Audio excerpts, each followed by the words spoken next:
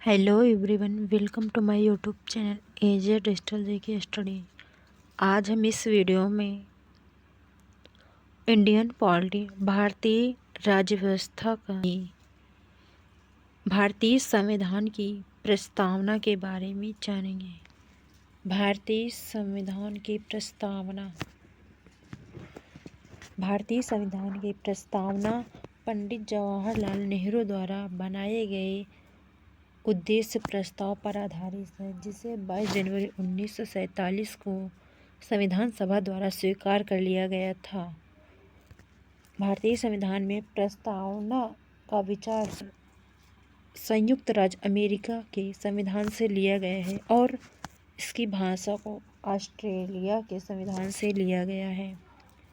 भारतीय संविधान की प्रस्तावना में संप्रभुता, समाजवाद, धर्मनिरपेक्षता, गणतंत्र, स्वतंत्रता, न्याय, बंधुत्व आदि के बारे में चर्चा किया गया है। संविधान की प्रस्तावना को संविधान की कुंजी भी कहा जाता है।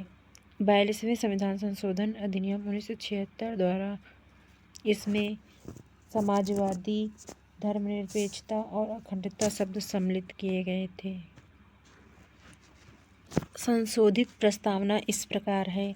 हम भारत के लोग भारत को एक संपूर्ण प्रभुत्व संपन्न, समाजवादी, पंथनिरपेक्ष, लोकतंत्रात्मक गणराज्य बनाने के लिए तथा उसके समस्त नागरिकों को सामाजिक, आर्थिक, राजनैतिक, न्याय, विचार, अभिव्यक्ति, विश्वास, धर्म, उपासना की स्वतंत्रता, प्रतिष्ठा और अवसर की समता प्राप्त कराने के लिए तथा उन सब में व्यक्ति की गरिमा और राष्ट्र की एकता और अखंडता सुनिश्चित करने वाली बंधुता बढ़ाने के लिए दृढ़ संकल्प होकर अपनी इस संविधान सभा में आज तारीख 26 नवंबर 1949 को मिति मार्गशीर्ष शुक्ला सप्तमी संवत 2006 विक्रमी को एतद द्वारा इस संविधान को अंगीकृत, अधिनियमित और आत्मसमर्पित करते हैं।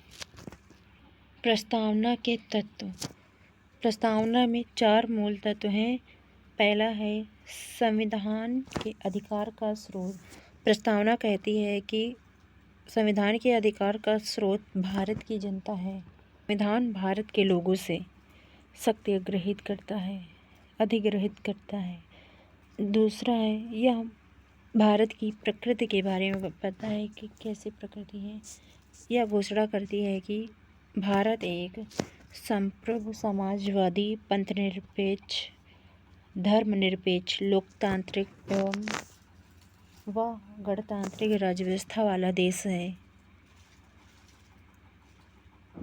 संविधान के उद्देश्य इसके अनुसार न्याय, स्वतंत्रता, समता व बंधुत्व संविधान के उद्देश्य हैं।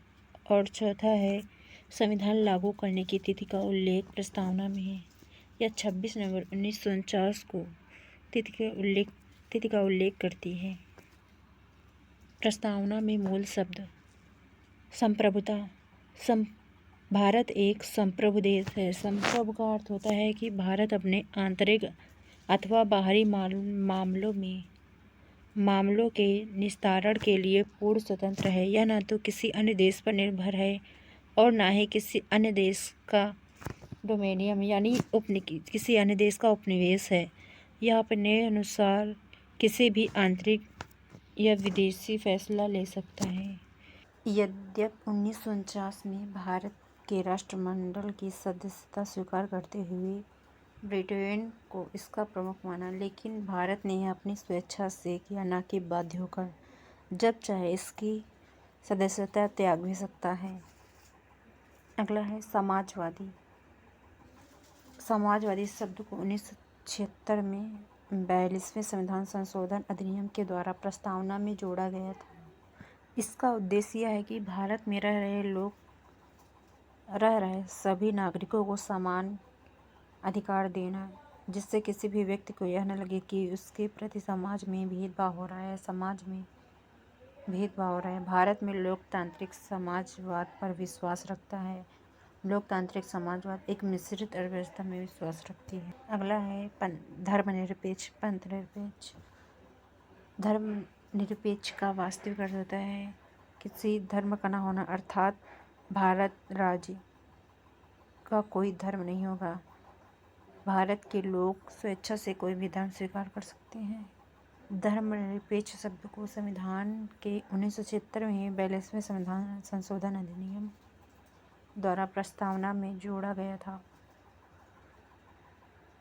भारत के संविधान के भाग 3 में भी अनुच्छेद 25 से लेकर 28 4 अनुच्छेदों में मौलिक अधिकार के रूप में धर्म की स्वतंत्रता को सुनिश्चित करता है। अगला है लोकतांत्रिक। लोकतांत्रिक शब्द का अर्थ है कि संविधान की स्थापना एक सरकार के रूप में होती है जिसे चुनाव के माध्यम से लोगों द्वारा निर्वाचित होकर अधिकार प्राप्त होते हैं। इसमें यह भी कहा गया है कि भारत एक लोकतांत्रिक देश है जिसमें सर्वोच्च सत्ता जनता के हाथों में होती है। जनता के हाथों में है। जनता ही अपनी इच्छा अनुसार सरकार को चुनती है। यदि सरकार भारतीय संविधान की विधि का उल्लंघन करता है तो जनता के पास यह अधिकार प्राप्त है कि उसे पद से हटा सकती है। अगला है गणतंत्र।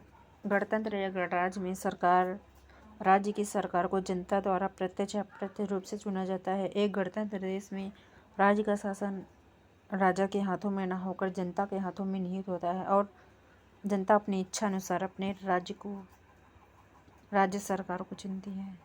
अगला है स्वतंत्रता।